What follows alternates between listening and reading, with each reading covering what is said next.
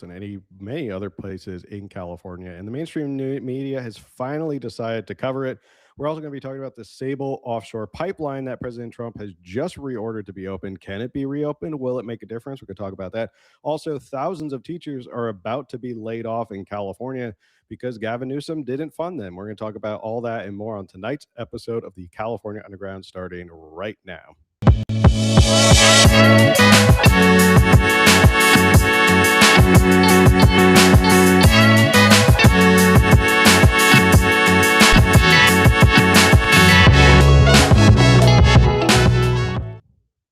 What's going on, everybody? Thanks for tuning into another episode of the California Underground. I'm your host, Phil. We have a ton of stuff to get to. Big three stories tonight, including offshore pipelines, thousands of teachers being laid off, as well as hospice care fraud, which actually, ironically, is the same time that I think Nick Shirley just dropped his video as well. So before we get started, I'm going to bring in my trusty co-host, the best, the fastest researcher in the West, Camille. How are you doing tonight, Camille? I am good, thank you. How are you? I am good. Piece of housekeeping. If you haven't checked it out already, just a quick little shout out to California Underground News channel over on YouTube. If you haven't checked that out, if you are a fan of the news hits, the 8 to 10 minutes sort of just give me the rundown stuff like that, all those are now been like moved over, and we're doing a lot of new stuff over there on California Underground News. So go check that out. Seems like it's growing really quickly already. So thank you to everyone who's gone over and checked it out.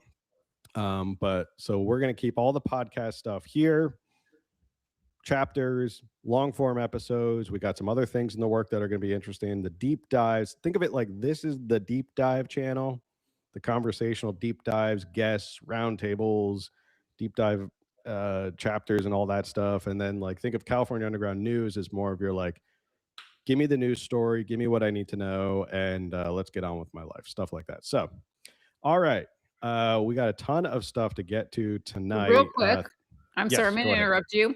I don't know if it's just me, but you sound a little bit soft. Oh, so let me see if I just a little bit. Like I can hear you, but and maybe the audience can chime in. I don't know if you maybe just need to be a tad closer to your microphone. Maybe I just need to be a little I'm closer. so sorry to interrupt. I just wanted to, just in case. In case. Is that a little bit better? That's a lot better. Okay. So I have to be really close. All right. So as we were saying, we have a bunch of things to get to. The hospice care. Hospice care is so hot right now. Like everybody's talking about hospice care fraud. Nick Shirley's video did just drop, I think, today, like this morning. I watched the full thing, the full 40 minutes with our friend Amy Reichart. She was also on there. We're not going to cover any of that tonight, but maybe we will in a future episode. Good stuff. Nothing enormously groundbreaking that is going to change what we're talking about with this. So I queued up a video, and the reason I want to queue up this video is because finally the mainstream media has gotten around to caring about hospice fraud, and it's got more attention. So we're going to watch a little bit of this video from CBS News, and then we're going to comment and talk about it.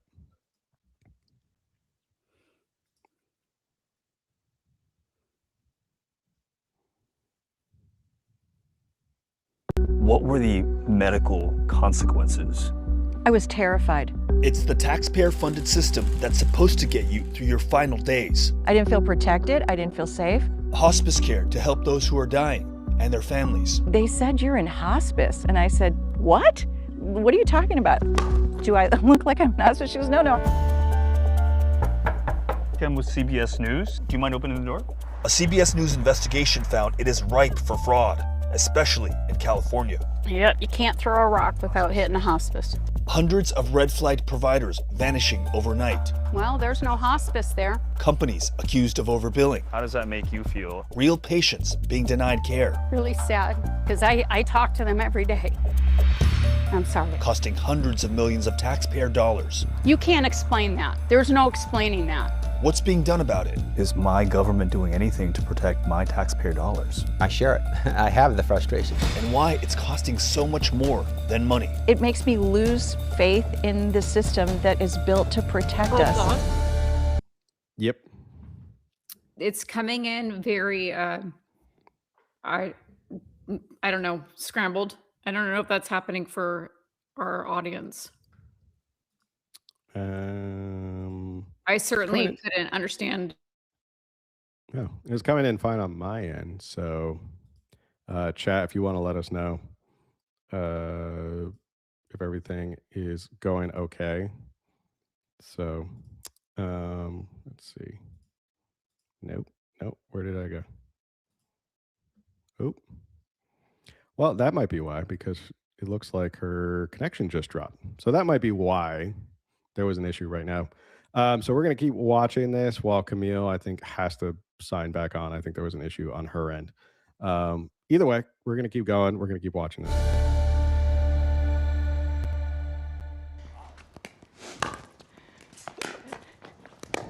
Oh, you got a point. Woo, that was great. Let's do it again. Lynn, you are old and in hospice, so I would be a little bit more proud about my accomplishments, but 69-year-old Dr. Lynn Ianni just ran me up and down the pickleball court. But 2 years ago, she was, according to Medicare records, dying in hospice care. I was in treatment as physical therapy, simply because I had a kind of an injury on the pickleball court. Welcome back. Is this sound a little bit better now? I was wondering if it was on your end. Yeah, it must have been me since it kicked me right after. So sorry. Okay, we'll keep watching. You didn't miss anything. They're playing pickleball. Or the administrator at the office was like, they're not going to pay any of your claims. And I was shocked. They said you're in hospice. And I said, what? What are you talking about? Are you kidding me? Do I look like I'm in hospice? She goes, no, I know you. And when Ianni's Medicare number had been stolen and used by a company to fraudulently enroll her in hospice care, which she obviously didn't need. That meant Ianni had no coverage and no easy way of getting unenrolled from hospice. obviously this was a major hassle, lots of phone calls, lots of paperwork. What were the medical consequences? I was terrified. I mean, something can happen. That's why you have health insurance of any kind. And just to think you're literally without coverage because of some ridiculous, fraudulent thing.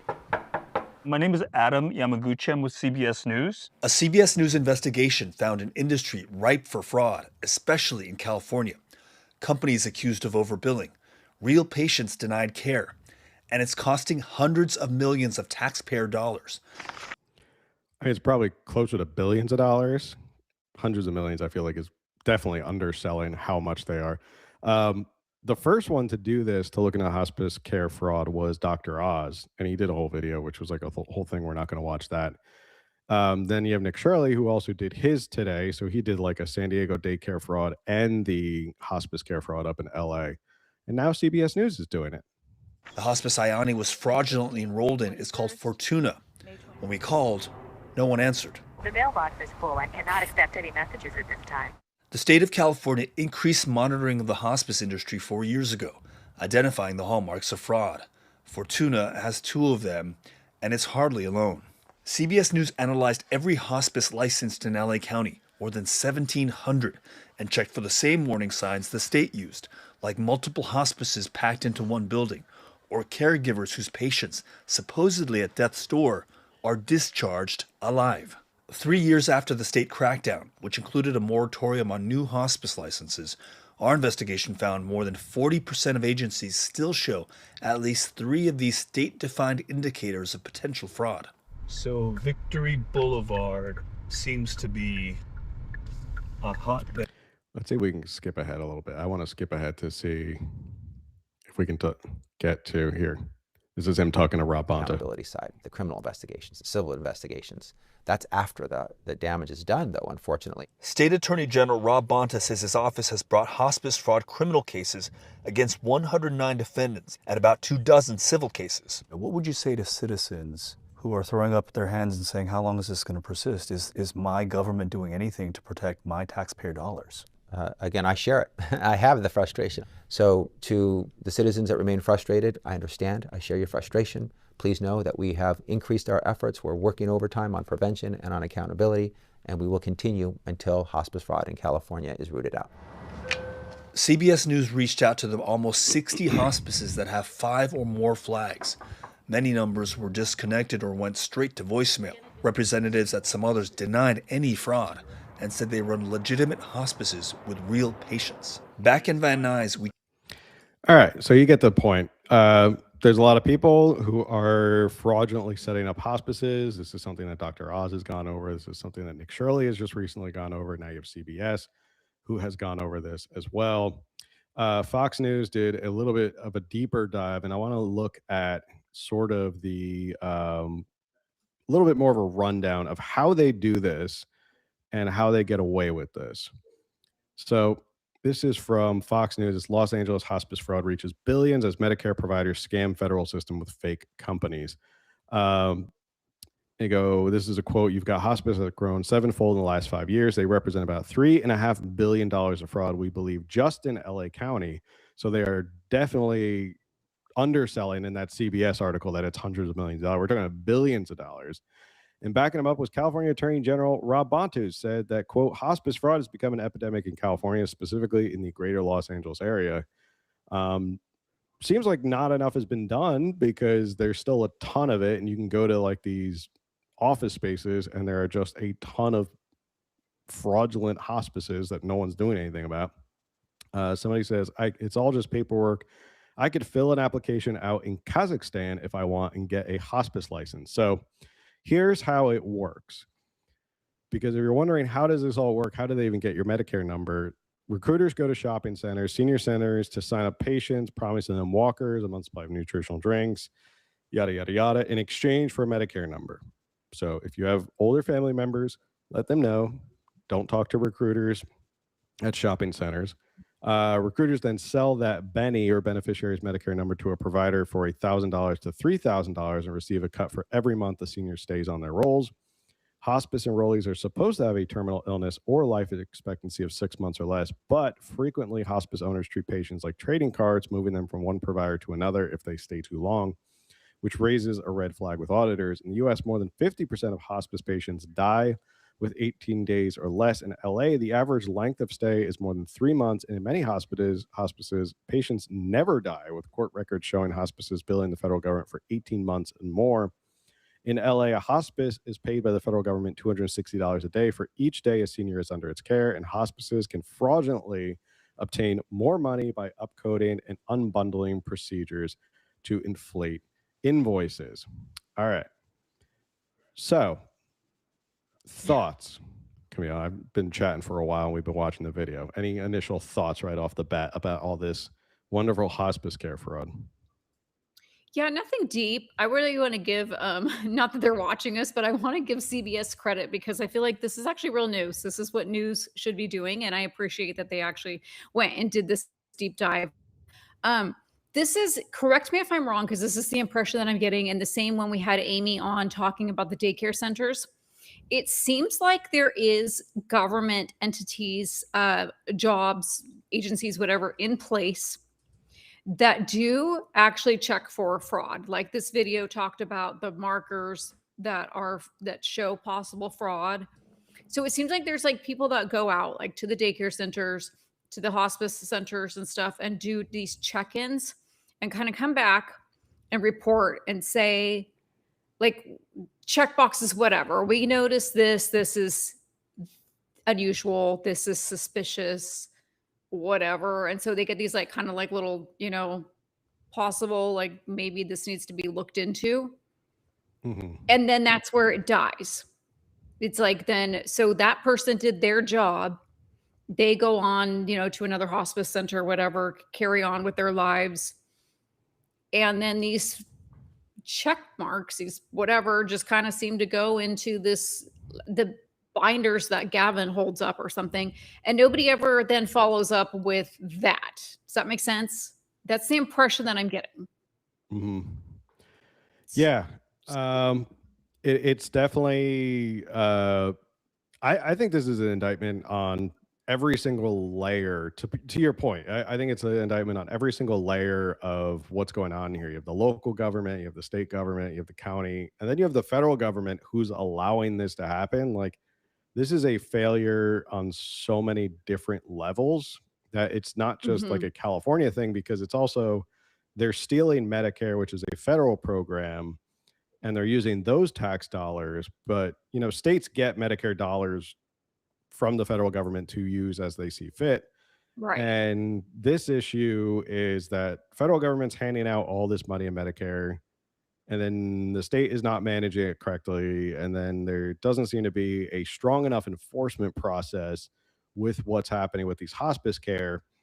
And now they're all of a sudden determining, especially in Los Angeles, that it must have just spread like wildfire amongst all these people who are committing this fraud and criminal acts of, hey, you can make money, you can get rich off of doing this hospice care fraud, and you can just do it. It's so easy. No one checks. Like, again, I keep referencing the Nick Right. Shirley video that we're not actually watching, but in his video that he I released, have not even I haven't watched it yet, but yeah, I but feel like we I have an just keep idea of what he does. we have an idea. He went to this one like shopping center on Van Nuys, and it was him and a buddy, and they just kind of walked down the entire hallway, and they were just like different places with like paper signs and logos and like barely any effort to show that they were a real hospice care place. And there were like 50 of them all in a row, and nobody's working there, nobody's doing anything, nobody wants to talk to you about enrolling anybody in hospice care. So I mean, the fact that there's so many fraudulent in just one building is shocking to me, that it's gotten this far that the state, now you have Rob Bonta, who's acting like he's all about it, and he's upset and he's cracking down on it. I feel like I mean, I wanted these taxpayers too. I'm so Yeah. offended. I'm offended because I'm a taxpayer too. It's like, yeah, okay. Maybe, maybe not. We don't know about that. He's got his own stuff to worry about with the whole Dwang conspiracy in Oakland and all that corruption and stuff out in the East Bay. But yeah, it's sort of an indictment on the whole system. And I think it's just we've gotten so laxed with tax dollars and a lot of these welfare programs overall that a lot of rot and decay and fraud has kind of seeped in, and people have figured out how to take advantage of it. But you might do something now and crack down on it, but it's sort of like the horse has already left the barn. Like billions of dollars are gone in taxpayer dollars, and people are buying high-end cars and houses and stuff like that. And you're like, why are we even paying taxes? What's the point of paying taxes if it's all just going to go to these fraudsters and criminals? And that's why I think people are frustrated. So what are your thoughts? Oh, do you freeze up?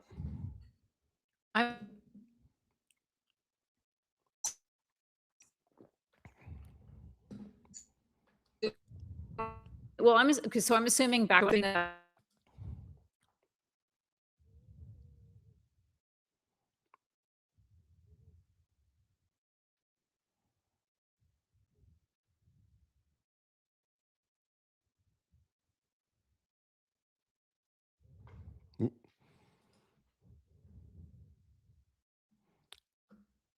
Did we lose you?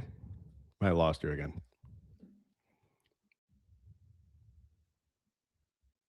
Nope, we did. Dropped off again. Hopefully she gets her internet kind of fixed. Usually I'm the one who has the problems with the internet. Anyway, so as I was saying, this has been going on for 4 years. So Gavin Newsom, to his credit, he signed a moratorium on new licenses in 2021. And yet again, here we are. Like they said, 42% of people in Los Angeles with this hospice care fraud are still in operation. Like they're still fraudulent and they're still in operation. And you can go see all these other videos. You can see Dr. Oz goes out there and looks at it. You would see Nick Shirley goes out and looks at it. And it's just more and more money that you look at. And I want to get back to this point that I was talking about, where this is between this and what happened in Minnesota. This is the stuff that gets people to go, why am I even paying taxes at this point? Because maybe you could have gotten a lot of people to believe that their taxes are going to something good. Like, oh, I want to pay taxes because I want to support people who need it for Medicare, or they use it for something else. Oh, you're back. Sorry. I'm so sorry. That's okay. I was just kept going on and on. So anyway, you were saying something, and then before you dropped off. It's like the government is so big and inflated. And is this an issue of it being too big and inflated, or is this an issue of we don't have enough agencies or checks for this particular issue? Like, do we need more people on this? Or do we need less? That's I'm torn. Honestly, I'm torn because I am such an anti big government thing, but I think of my parents are probably not going to get scammed by this because they're not in that place yet, but they are older. And my dad Mhm. is going through a bunch of medical issues right now. And what if they do come to him now, especially because he's going through these medical issues, and so then where they're like, "Hey, you're going through this, and we can offer you better care if you switch over to this program," and then he probably could consider that and get scammed. And like, this is so sad to me. It's so sad to me to think of these senior citizens who are really they're like, and this woman, the pickleball player, I don't know how her information got into their books, but she's now, like, if I break my leg, I may not get care because they're like, "No, you're dying on hospice." Yeah, it's before I address your point about do we need more government or less government, I know what Sorry. my feeling is. I did want to check in with the chat. People are checking in. What's up to the Redlands, who has checked in? Sacramento. Sacramento's checking in. I see East Bay. What's up, East Bay? San Jose. So what's Oh, up to we've got a lot everyone? of Northern California. Yeah, a lot of Northern Californians. That's awesome. So are you guys getting a heat wave up there? Because it's hot down here in Southern California. I mean, hot to San Diego. It's like 80 degrees down here in San Diego. So to us, we're obviously sweltering and dying because we can't handle anything above 80 degrees. Uh, to your point, I feel like Sorry. there's like a reality of like what I know is going to happen. And then there's like my dream scenario of what I would want to happen, which Give the is mug. I do have the mug. Yeah, this is the mug. This is the mug. Democrat, Republican, tear it all down and start all over. That's essentially where I'm at. Is like tear it all down and start over. Like, okay, so we've Mhm. gotten way too big already. I feel like we need to scale way back. I definitely don't think we need more administrators and people looking at this because gosh, how many people are already working for Medicare and for welfare at the federal level, at the state level, at all these levels, and nobody caught this for years and years and years and years, and billions of dollars went out the door, and no one was like, "Hey, well, this is kind of weird. Like, we're spending all this money, and these people aren't really doing what they're supposed to be doing." So, to me, my dream scenario would be, okay, you've abused your privilege of giving out welfare, therefore we don't pay for welfare anymore. Like, this doesn't need to be, I don't know, and it sounds cruel. I'm sure people will Mhm. be like, that's cruel for you to say we should get rid of Medicare, or just scale it really, really far back. Like, I don't know. I struggle with this argument of like, well, this is the way it is and we can't change it. So we just have to deal Right. with it. And it's like, so we just have to deal with fraud, waste, and abuse. That seems like a Right. really crappy way to accept our reality and just be like, yeah, people are going to steal from us. They're going to steal your tax dollars. Politicians are going to steal and pocket your money.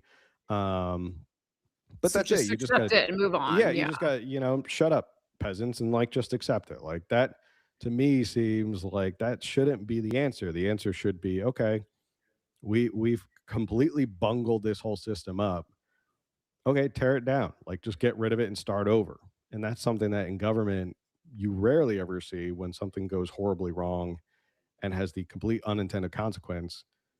People don't tear it down and start all over. They just kind of trim around the edges and make it look like they're doing progress. When in Mhm. reality, the real solution is you got to get in there and just rip the band-aid off and be like, no, okay, we're not doing this anymore. Sorry, until we figure this out. Like, I know there's a Right. moratorium on new licenses as of right now, but again, horse let out of barn, way too late, so many billions of dollars wasted.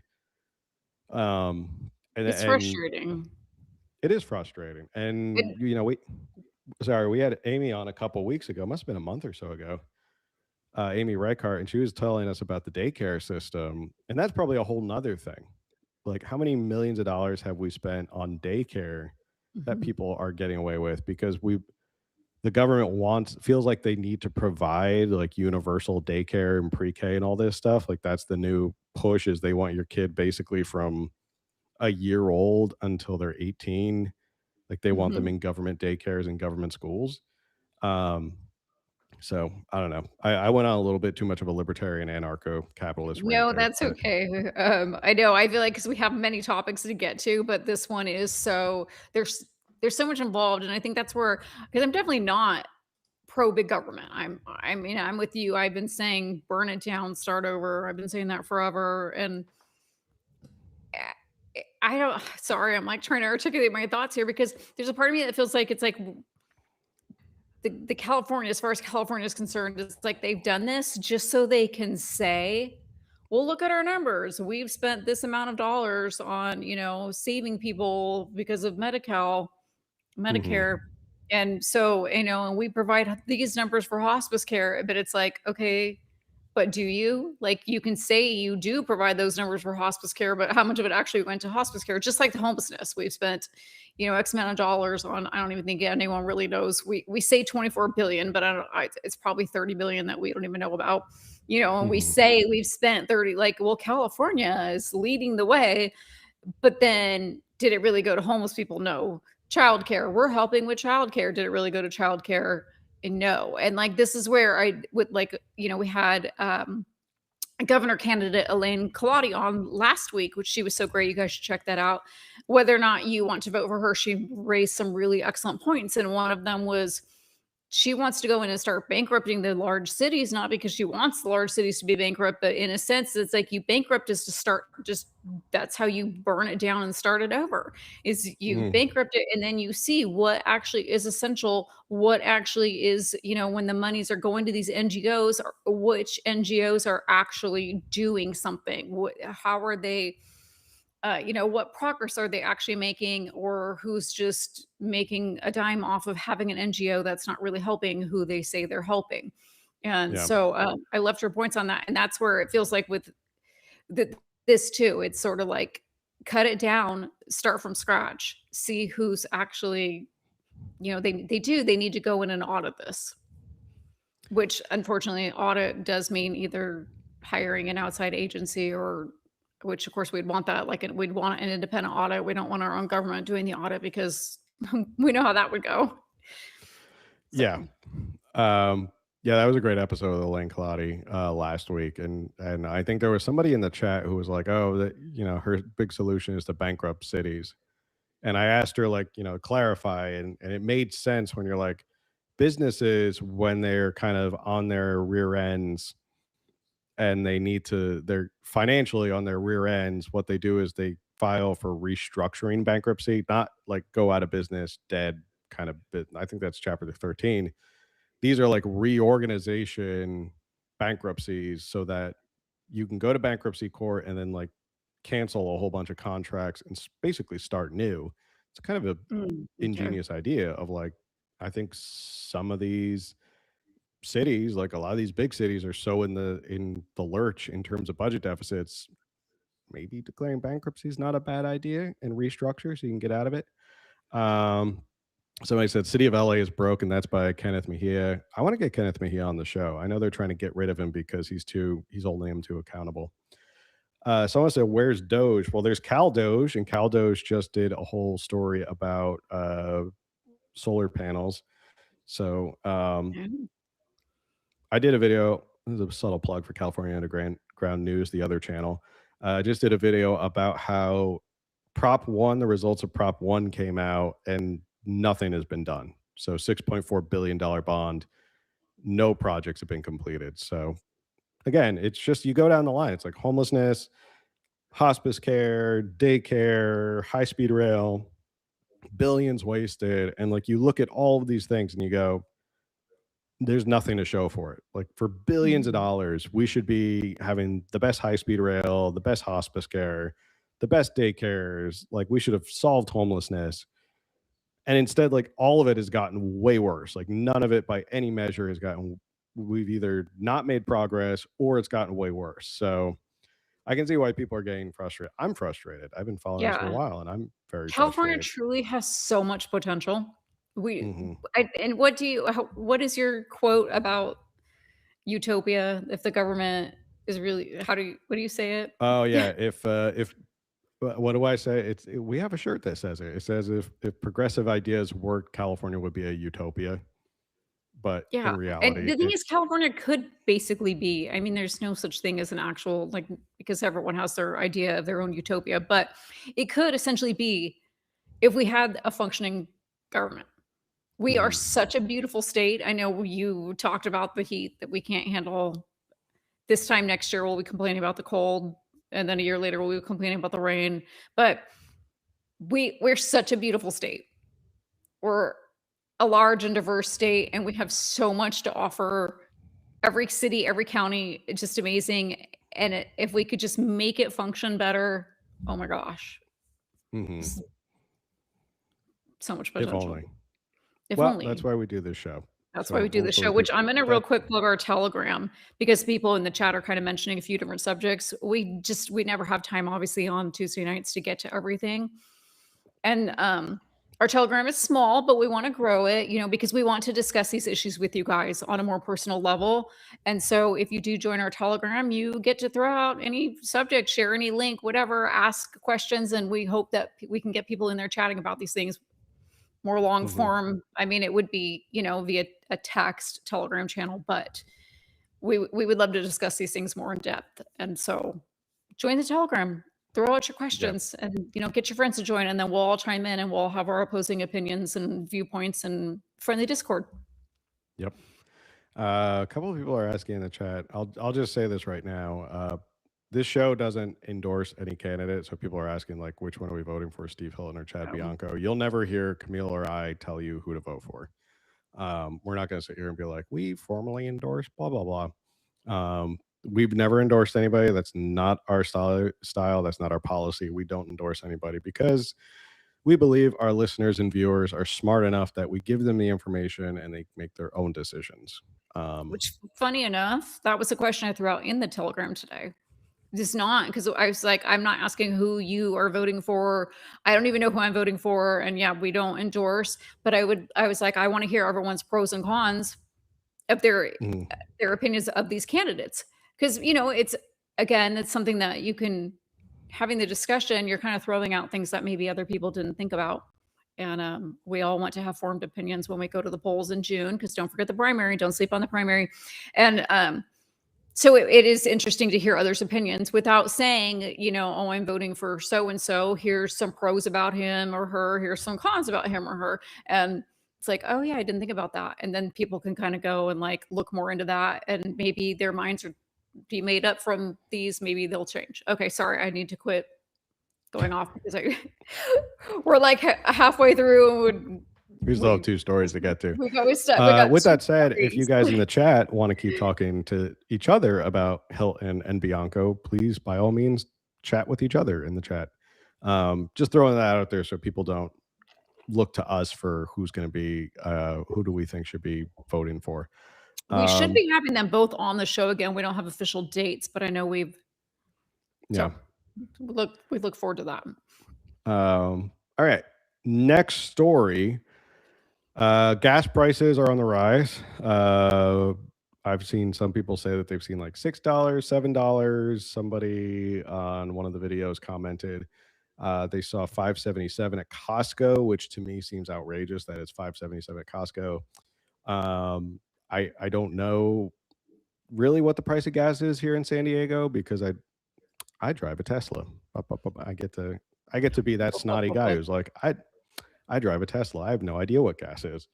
My husband fills up my car. I have no idea what gas prices are. Well, that seems even more bougie. It'd be like my husband fills up my car. So I can't remember the last time I had to fill up a tank. Well, I can't remember the last time I had to fill up a tank. So yeah, I mean, I just hear from all you what the prices are. I see them out in San Diego. But the moral of the story is that gas is getting really out of control here in California, and they're trying to spin this as if it's the Iran war. Yeah. Partially, it is a little bit of the Iran war, but it's almost like we got to where we are because of a lot of issues in California with refineries closing and CARB and all of that stuff, which CARB is supposedly tentative. Now they might be backing off their decision to force refineries out. I think all the public pressure worked, which it does. Public pressure does work. So we're in kind of this weird situation. And what was I going to say? Oh, we've gotten to where we are with expensive gas prices, mostly because of California policies. And people like Gavin Newsom are trying to turn it around and say it's because Donald Trump started this war in Iran. Um, well, Donald Trump took action this past week to try and help with gas prices and oil, because if you've been following the news, oil has gone through the roof because of Iran, because of the Strait of Hormuz. There's just no getting around it. Like, it's just the geopolitics of it. Okay. Like, the Strait of Hormuz is all blocked up. That's where we get 20% of the world's oil from. So, um, but he took action this past week to reopen a offshore drilling site in Santa Barbara. So I'm going to pull up this article right now. Citing Iran crisis, Trump orders Santa Barbara oil pipeline restart. California will fight it. The Trump administration invoked emergency powers under the Defense Production Act Friday, ordering the restart of the Santa Ynez offshore oil platform and pipeline along the Santa Barbara County coast that was shuttered after a spill released thousands of barrels of crude into the Pacific 11 years ago. The move, which comes in response to skyrocketing fuel prices in the wake of the Iran conflict, brought an immediate threat to sue by Gavin Newsom. Sable, which bought the system from ExxonMobil in 2024, has told investors that production could increase from 30,000 barrels of oil equivalent per day to more than 50,000 if the system restarts, sending oil to refineries in Los Angeles, Bakersfield, and Bay Area. The ruptured pipeline released crude onto beaches north of Goleta in May 2015, killing hundreds of birds and marine mammals and triggering one of the worst California coastal oil spills in decades. Sable was blocked from restarting operations by court orders requiring approval from California regulators, a requirement the Trump administration has tried to override. This was Gavin Newsom's quote, Donald Trump started a war, admitted it would spike gas prices nationwide, and told Americans it was a small price to pay. Now he's using this crisis of his own making to attempt, what he's wanted to do for years, open California's coast for his oil industry friends, so he can poison our beaches. This is not a cold, this is allergies. It's okay. I know a couple weeks ago I was dealing with a cold. About now I'm dealing with contagious online. Oh my gosh. Yeah, if everyone remembers, a couple weeks ago I was dealing with a cold. Now it's allergies. Excuse me. So that's where we're at, is that they're trying to open this pipeline. They're facing criminal charges for spilling all that oil on the beach. So it's kind of a conflicted story. Mhm. I read that it would equate to 0.05% of America's overall oil production, which is not a lot. But I guess anything is better than nothing. Like 50,000 barrels coming into our refineries is better. But if we're pushing all the refineries out, like, then there's not going to be a lot of refineries to be able to receive the oil, which kind of doesn't really make sense.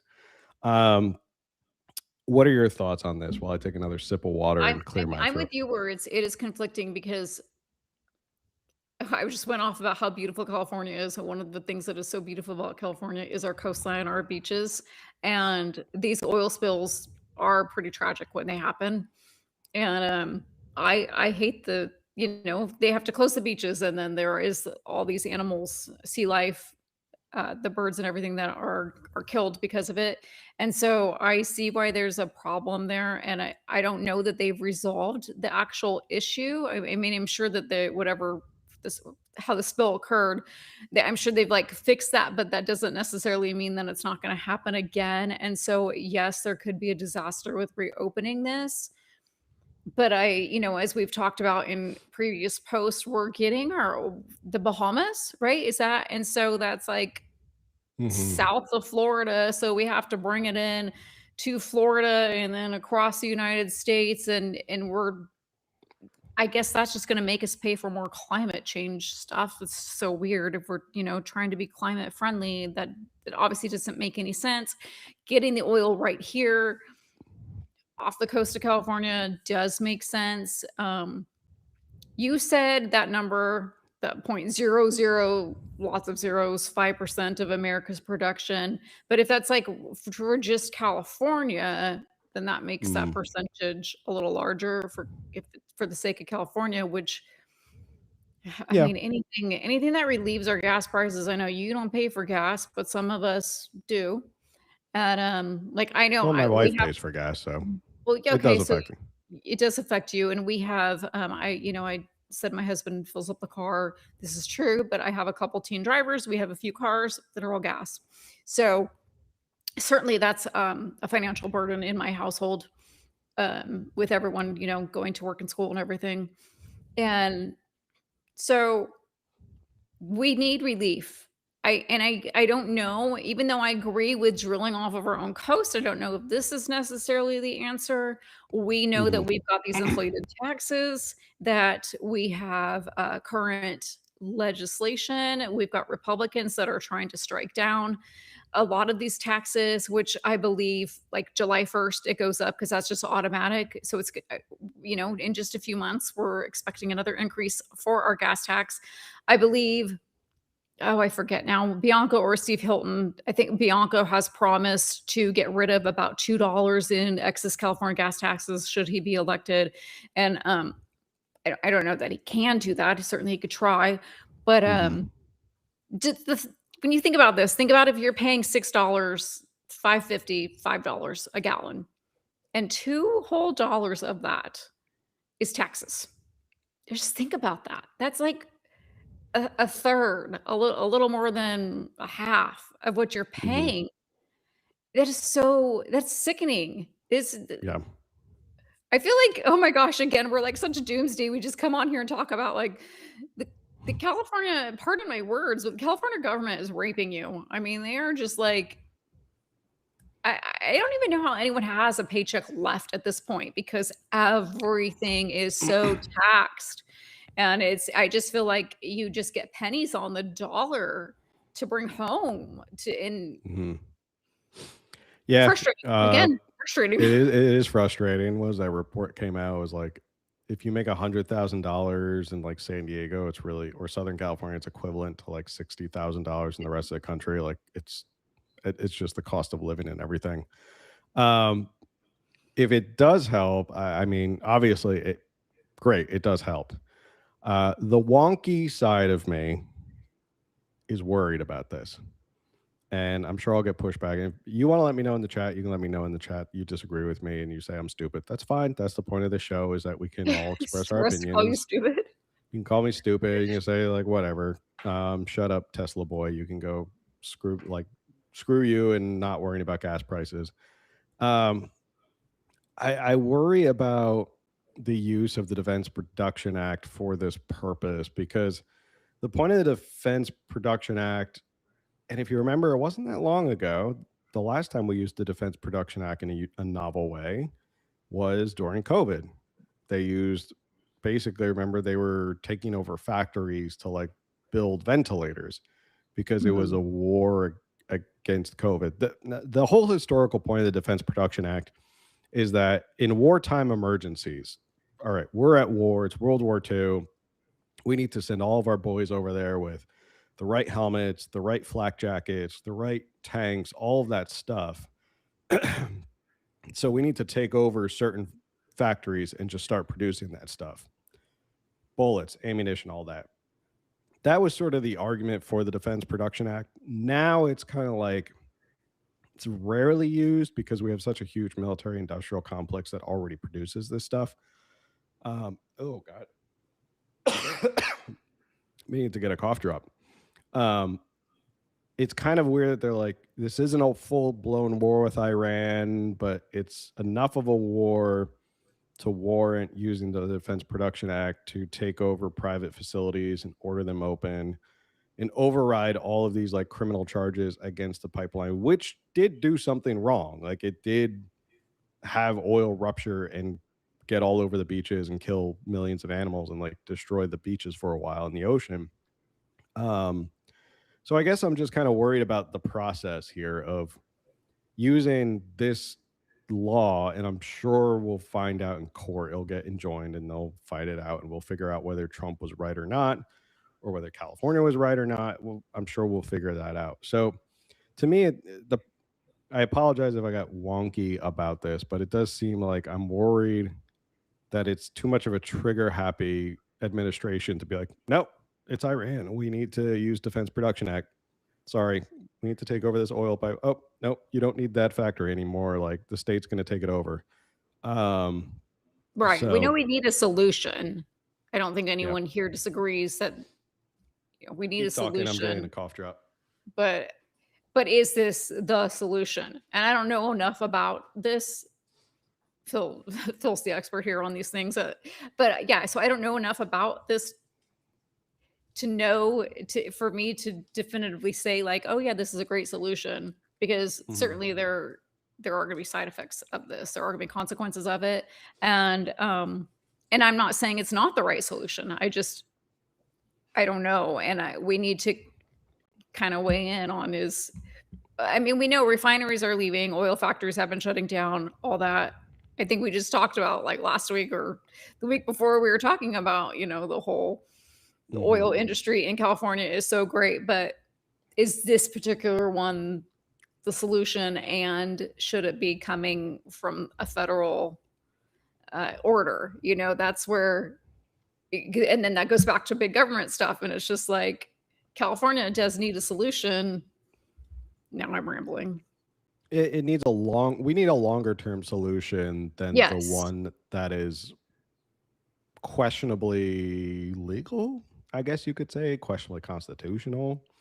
That's my concern is like, yes, maybe this helps because it produces 50,000 barrels of oil a day. Great. Okay, that helps a little bit. I think it said it was already 30,000, so I'm not sure the difference between 30,000 and 20, 50,000 can make a big difference. But I guess my issue is like California needs help because California is just doing it all wrong on oil and gas. Right. It's kind of like, I guess maybe this is where I get frustrated is like we're not focusing on the fact that California itself has screwed up gas and oil here in the state exponentially. It made it so bad, like just made an absolute calamity out of it. Now gas prices are going through the roof because they've forced everybody out of here. And then all of a sudden, I guess too many people put their faith in the fact that President Trump has come in and like, oh, I'm reopening this offshore drilling. Oh, okay, but that doesn't change the underlying issues of why California is suffering from Mhm. gas prices, and maybe it's too much faith in a Yeah, it's strong a executive. Band-Aid is what it feels like. Yeah, and it's also, I don't know, I hate the idea of I feel like I've been very libertarian and wonky tonight. I apologize to everybody. I don't know what's in my drink. I swear it's just soda water. Um, but I feel like I don't like the idea of an overly strong executive branch that can do whatever it wants. Like that wasn't the point of our government, was to create a presidency where they are essentially king and can just do what they want. And maybe too many people put their faith in like, if we get this president in, he'll fix everything. He or she will fix everything. And it's like, that's not how our system is really set up. Like our system's not set up that the president can come in and solve everything. Like we have to focus on why it's bad here, fix it here in California, and then it doesn't really matter what they do with offshore drilling, which ironically I'm wearing my local elections matter shirt. Yeah. So Well, I was thinking about that kind of off topic, kind of on topic of, and I think we've talked about this before too, but we often look outside for solutions instead of going back to the local level. And I don't know if that's just a California problem or if people just do that all across the United States in general, but oh, we have this problem here. Let's try to make a bill. Let's go to the legislation to make this illegal, change this, whatever. Okay, that's not working. We need President Trump to come in and fix this. Oh, we need Nick Shirley to come in and doge California. Like we're not capable. California is so big. We don't have people here that can actually do this. yeah, Like why can't we all do this ourselves? Why do we need, and this is nothing against Nick Shirley, by the way, because I absolutely appreciate what he's doing. But like I said, I appreciate that CBS has picked up and, doing the real news, doing these investigations. We Yeah. need more of that. I mean, it's like we have plenty of people here that we can start at our local level, but we don't. We just kind of all sit on our thumbs and wait for everyone else to do it. We complain, and I'm guilty of this too, so I'm not pointing fingers, but we complain about these issues and then we expect the bigger government that we don't even allegedly want to fix everything. hmm I agree 100%. I like I said, I don't like the idea of increasingly giving power to the executive branch because, God forbid, knock on wood. I think this desk is actually wood. God forbid if you give all this power to the executive and then you have a President Newsom, like think about that, like how scary that is for the country True. if you give all, because the thing is you give all this power to a president to do whatever he wants and you hope that he can come in and just fix everything you want. They'll do it on the other side too, and that's always my critique of like any expansion of government is like every time you expand the government, your enemies or your political enemies are going to use the exact thing. It's kind of like what's one of the best examples is I'm thinking of it Harry Reid got rid of the nuclear option on judges. Like he wanted to get it used to be 60 votes and now he got it to a simple majority because he wanted to get more Obama appointees on the bench. Um, Mm. and that came to bite him in the ass because, well, then Trump came in after that and he got three Supreme Court justices: Kavanaugh, Amy Coney Barrett, and Gorsuch. Yeah, he got three Supreme Court justices because of what Harry Reid did. So I guess that's my point. Is like if it helps Yeah, gas and now prices, people great. complain about that. Now we hear every time that they make a decision, oh, the MAGA The Supreme MAGA Court. court, the MAGA Supreme Court, the MAGA Supreme Court. So yeah. Anyway, moral of the story: I hope it helps gas prices. I sincerely do because gas prices affect every inch of the economy, whether I pay it or not because I have an electric car. It affects me one way or another because gas affects transportation of goods, food, production, all that stuff gets affected by the cost of fuel. So it trickles down to everybody. I'm not just because I have an electric car doesn't mean I'm immune to it. Um, all right, final story of the night. And I don't know if people are going to be sympathetic to this or if people are going to be like too bad, so sad. Let me pull up this article. Bum. I feel a little bit better. I got a cough drop. Allergies it got warm down here in Southern California. Allergies kicked up. Now I'm dying of allergies. So uh news came out that California school districts issue thousands of pink slips to close growing budget deficits. Thousands of California school employees have received preliminary pink slips in recent weeks as districts Scrabble? I think they meant to say scramble. Scrabble that's not how you use that word, to close budget gaps caused by falling enrollment and rising costs. Most went to school administrations and classified school staff, such as clerks, administrative assistants, and paraeducators. Districts were complying with a state law that requires them to send preliminary pink slips by March 15th to any employee who could potentially lose their job before the beginning of the next school year. Many of the notices are withdrawn by May 15th, the last day final notices can be given as decisions about seniority. Let's see, 5,000 school employees. It's declining enrollment. Reasons being because of a declining enrollment due to a lot of immigration enforcement, lost federal COVID dollars, and increased costs have worsened the school funding crisis. So that's sort of the story right now is that thousands of teachers might be facing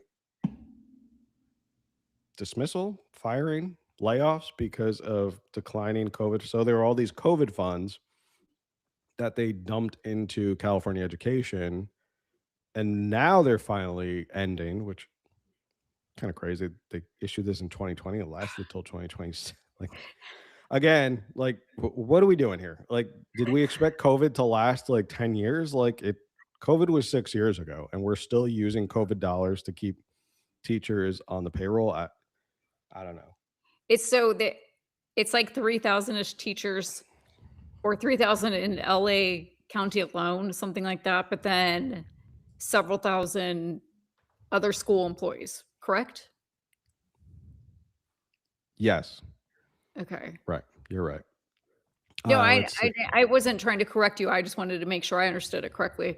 hmm Because yeah, what did they just the teachers obviously teach, but then it's like, did they just hire a bunch of random school employees just because they could? Like Why not? I they just mean, like in the hallways, like painting the halls, and they're like, I am a school administrator and I'm painting flower. Like, what is happening here? again, this is an example of adding more administrators and government employees is not always the solution No, it's because clearly not a solution because now look, maybe it was uh, temporary. LAUSD teachers unions point out that the district is sitting on $5 billion in reserves while handing out pink slips and has voted to authorize a strike. Also, keep in mind that the superintendent of LAUSD also just got raided by the FBI because of some shady stuff that he was doing over in Miami with some corporations due to education. He was getting money from government. Shocker, I know. This is where I've been with everything, but especially with the school system. I have definitely been a burn it down and start it over. I mean, our school systems aren't even doing that well, but these teachers, they put themselves through school in the additional teacher training year to become credentialed to do this, and then they get their jobs, and a lot of them are working to get tenured, and then they're like, sorry, we can't afford you anymore. Sayonara. And I just want to remind everybody that the government loves to say, we added X amount of jobs. And that means if they actually added the jobs, that's taxpayers are paying for it. Otherwise, they didn't add the job. And so California, we've heard inflated numbers about we've heard like, oh, we added X amount of jobs in 2024, and then all of a sudden in 2025, we learned that those numbers were inflated and weren't actually accurate. And now this is several thousand that are about to be lost in California. So again, California, you're really leading the way here. This is what's bizarre to me is that Newsom is literally about to be, I mean, his term is ending. He can't be reelected. We're less than a year out from having a new governor. And Newsom isn't even like trying to go out with a good reputation. I don't even know where he is on a book tour. Yeah, he's too busy worried about his new book, which I have not read yet, and I don't think I want to read. But I guess feel like for the show we might have to do a little bit of reading. I feel like we need to do some reading and then just like share paragraphs here and just make fun of it. That might be a fun show. Might be a fun show. Might be like an extra. Speaking of Gavin Newsom's presidential ambitions, I'm going to read from you from a site that I would never normally fall upon or check. Okay. And to everybody here, just as a disclaimer, I do not check this site ever. It came up in my research. And it is the World Socialist website. I didn't even know that existed. So just throwing that out there is not, this came up in my, I can't believe this is actually going to be in my browser history now. I probably have to clear my browser history and cookies of all that. Otherwise I'm going to start getting like communist manifestos mailed to me or something. The reason I want to bring this up is because, as we're saying, Gavin Newsom's running for president soon in the next couple of years. We all know he's running for president. And this is always a more progressive wing of his party. And I want to read some stuff that show you that maybe the progressive wing is not too crazy about Gavin Newsom. The layoffs are a direct product of schools being starved of funds at both the state and federal level, caused by the Trump administration's cuts to federal education spending, by the Biden administration's ending of pandemic relief funding last year. I mean, yeah, we don't need pandemic relief funding anymore. It's 2026. But this current state of affairs is also the product of decades-long bipartisanship attack on public education. California Governor Gavin Newsom who is primed for leadership of the National Democratic Party while courting outright fascists on his podcast, This is Gavin Newsom, has also played a significant role in these cuts. Newsom has included an $8.8 billion cut to statewide education funding in his last budget proposal. In response to the layoff announcements, California Teachers Association, probably one of the worst unions in California because they're way too powerful, President David Goldberg released a statement saying layoffs are devastating and chaotic to our school communities. Like Pasadena, where educators and students lost their homes in the wildfires, our union will not stand by. We will demand that every single one of these notices is rescinded in the coming weeks. However, such demands are intended merely as a public relations campaign for the CTA and its affiliated unions, which back to the hilt the state Democratic Party establishment responsible for the cuts.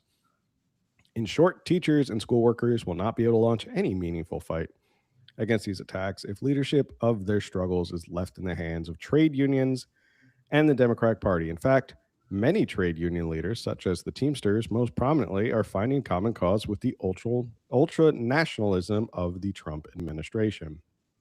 So they are obviously not happy with Gavin Newsom. I mean, that's pretty bad if you're not winning over the far left progressives, or maybe that's good for him. Maybe it shows he's not that progressive, that the socialists are not. Yeah, I was gonna say, does this frighten me now? Because who are they gonna put in place? If they don't want Newsom. Yeah, if Yikes. Newsom is not their cup of tea, then I wonder who. Probably a AOC, I would imagine, is probably someone they're more aligned with. Although, yeah, I can't imagine anyone farther left than Gavin Newsom. He plays the moderate, but in reality, we all know he's got more of a socialist Bay Area leaning. So I don't know. I thought that was interesting that these world socialist website news propaganda hate Gavin Newsom and think he's an establishment puppet. I mean, he is an establishment puppet, but for different reasons, I think he's an establishment puppet. He does whatever the establishment tells him to do so he can get more He's power. an outsider on the inside.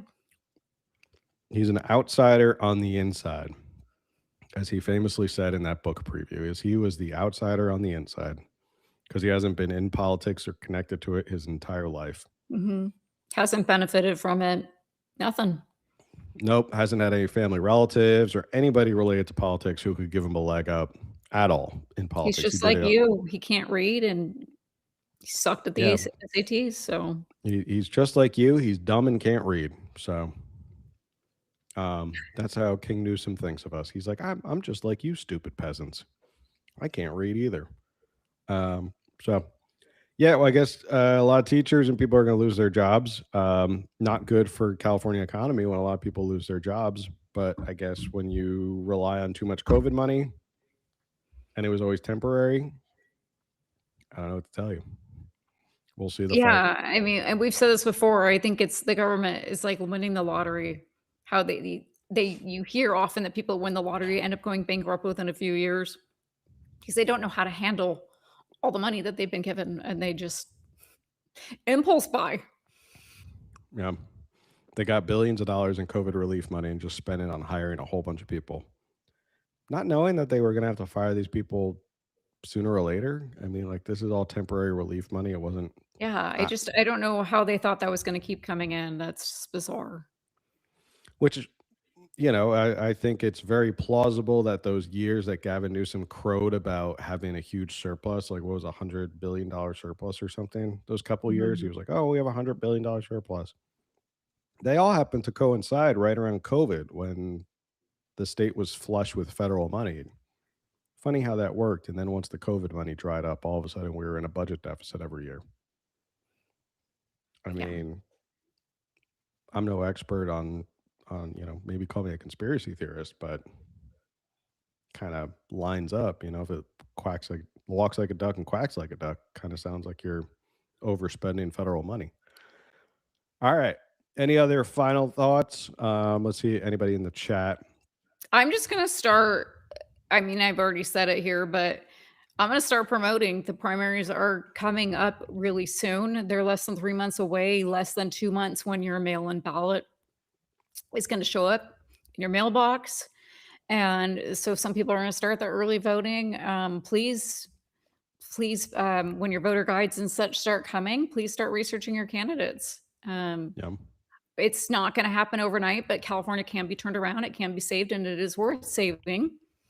And just like I said, just don't be afraid to research your candidates, and don't sleep on the primary, because the top two are going to go to the the top two are going to go to the general, and we want to hopefully get the best top two in everything as much as we can to that general, so that when we show up in November, we have great options.